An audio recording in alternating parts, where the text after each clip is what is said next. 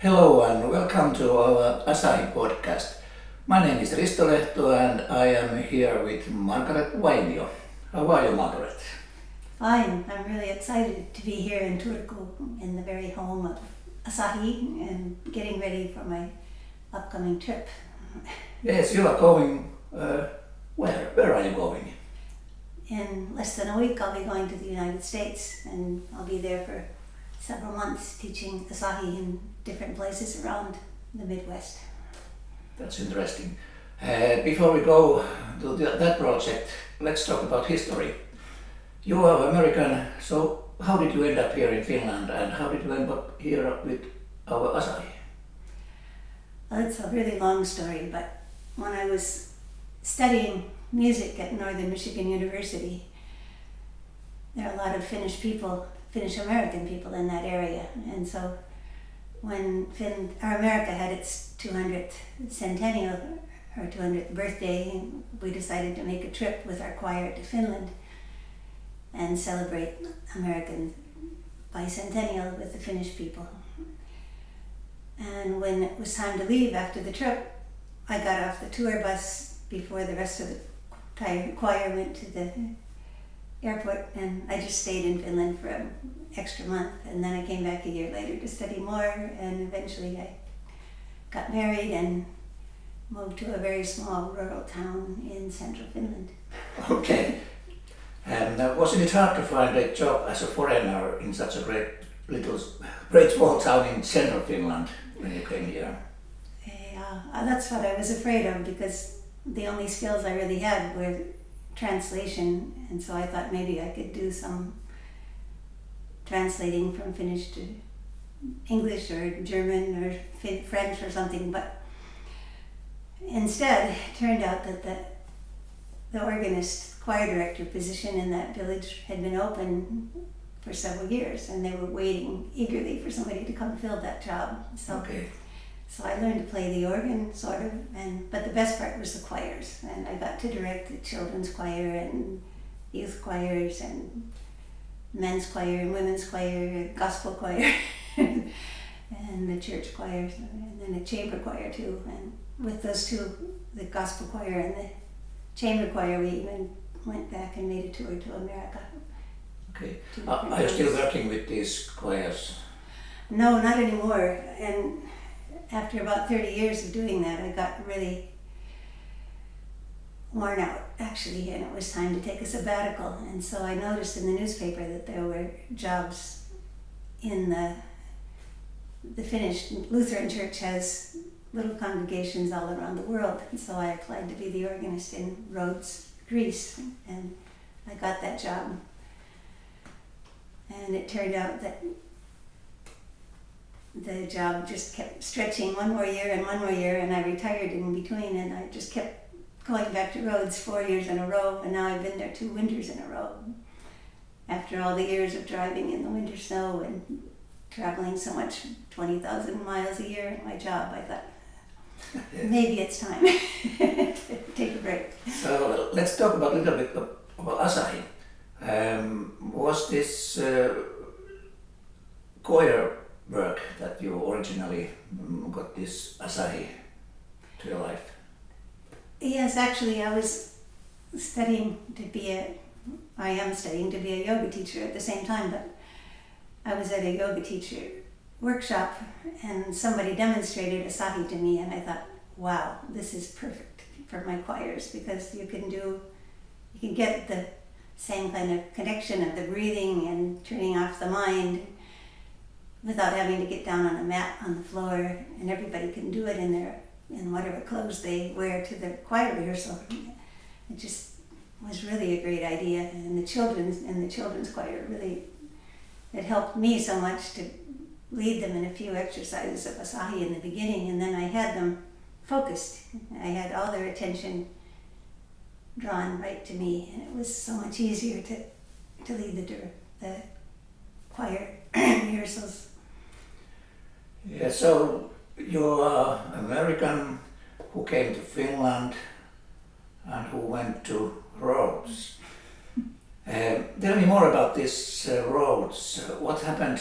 What did you do? You talked a little bit about this choir and Rhodes, living in Rhodes, but tell me a little bit more about this Rhodes and Asahi and what have you done there lately? Yeah. About the same time that I left for Rhodes, I'd already done one Asahi training to become a C-level teacher, and then I met up with the founders, Yrjö and Ilpo, and we started working on the scheme to spread Asahi around the world. And so the first step was to start teaching it in Rhodes, and it turned out to be Rhodes was the perfect place for Asahi because you can do it year-round outside. You don't have to worry much about the weather. And also, Asahi is the perfect exercise for Rhodes because you don't get more sweaty than you already are. It's like gentle exercise in a climate like that is perfect. And so tourists were interested in it, and also the Finnish people that live in Rhodes enjoyed getting together once or twice a week just to see each other and to do Asahi. So it really caught on, and we have 70 people in our Asahi Rhodes Facebook group.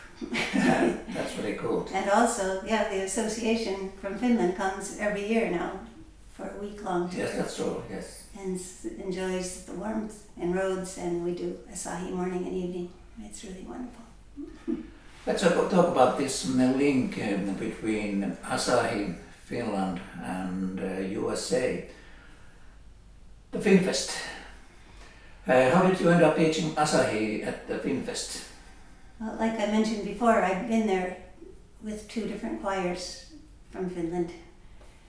But once we started talking with Yrjö and Ilpo, the founders, about taking it abroad, I thought immediately, well, the FinnFest is the perfect place to do that, because that's a place where not only the Finnish traditions are preserved and carried on, but also new developments and innovations from Finland are brought into the spotlight.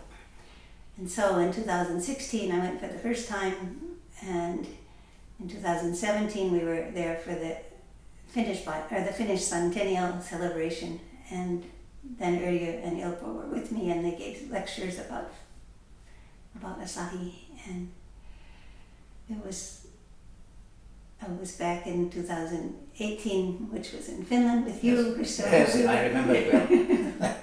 And then in 2019 I was in Detroit teaching there for the 3 days of the FinnFest.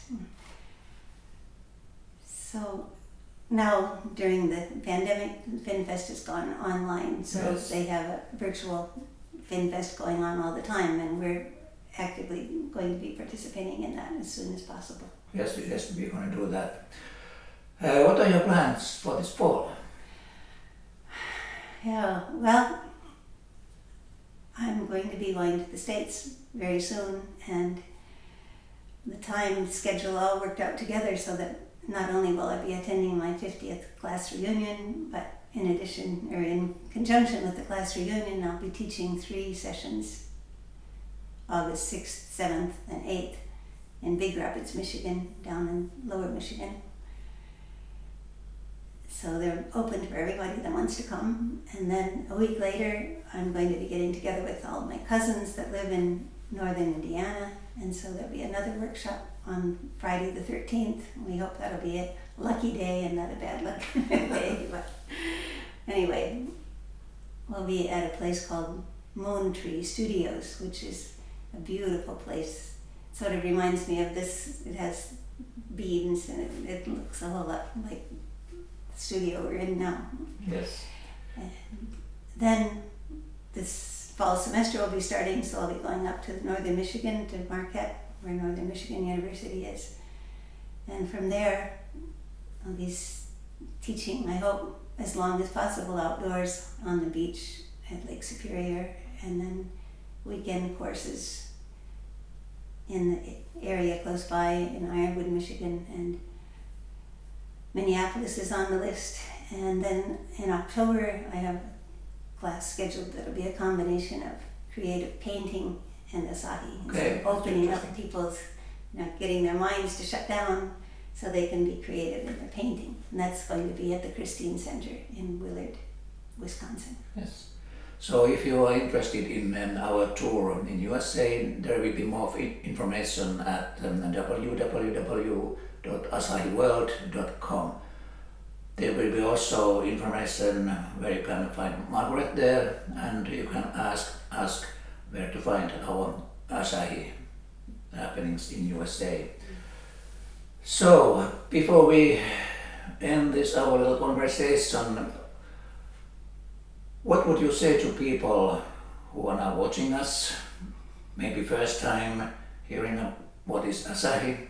What would you like to tell to them? Why to practice Asahi? Why to come to visit you and ask for more? Why Asahi?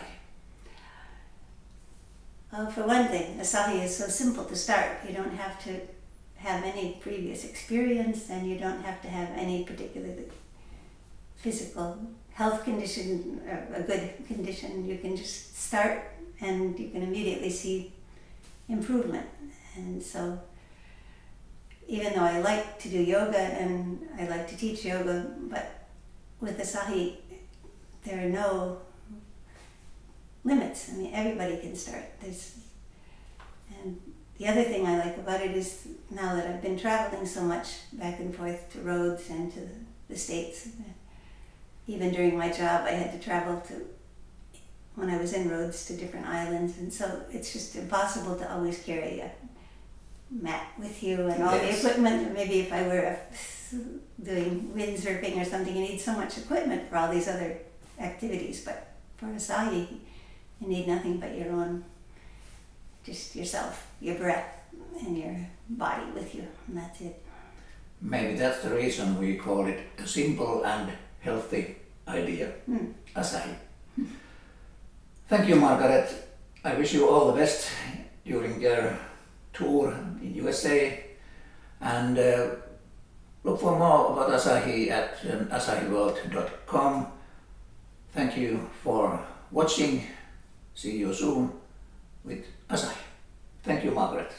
Thank you. I'm looking forward to meeting everybody when I get to the States.